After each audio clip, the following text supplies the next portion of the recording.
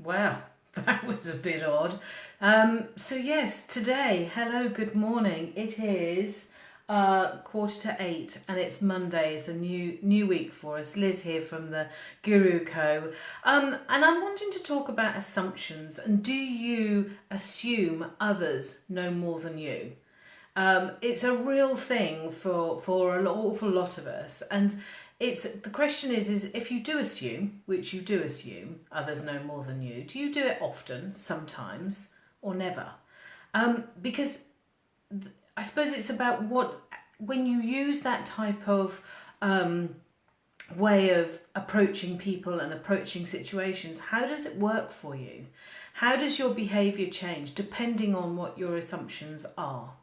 And it is about how we create that mindset and that attitude, because it's all linked. Everything is linked together. And I want you to think about going back to that last meeting you had, that last conversation you had. I can see someone's there. Hello, thank you for joining me and thank you for your patience.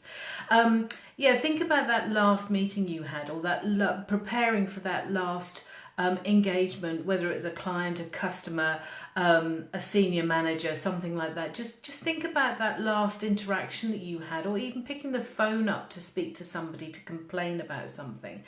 And think about what you were assuming, what your assumptions were prior to picking up that phone, prior to engaging with that person.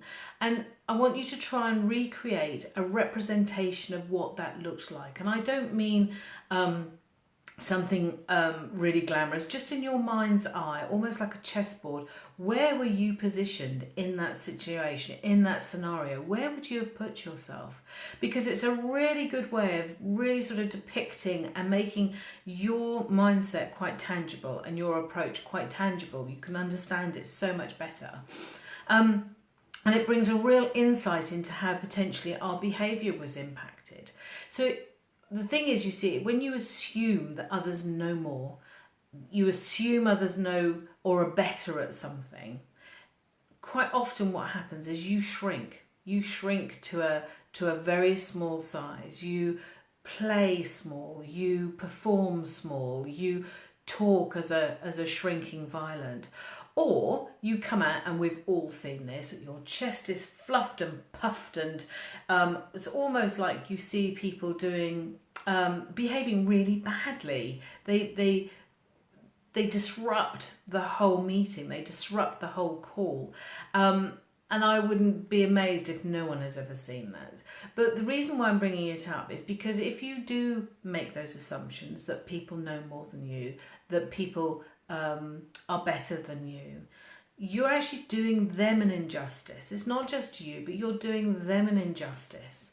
Because what you're not doing is you're not finding out about them. And this is the lovely thing about not making assumptions. If you go in with a completely different attitude, as in, I wonder what is it you'd like to know? What can I give you? What can I do to be of service to you? It's incredibly freeing when you do that. When you don't have to have all the answers. You don't have to be the bee's knees. You don't have to be the one and only that can solve this problem. You suddenly become quite confident in being that vulnerable. And that's why I wanted to bring it to you today, because if you go in there with that curiosity and enjoyment of somebody else, you almost lift them up. You allow them to show you and showcase what they know, and the connection is so much deeper. I hope that's useful. I'm so sorry for the delay because of lovely Facebook. I'll sort it. But anyway, thank you so much for now. And I don't know who you are, but thank you for watching. Bye bye for now.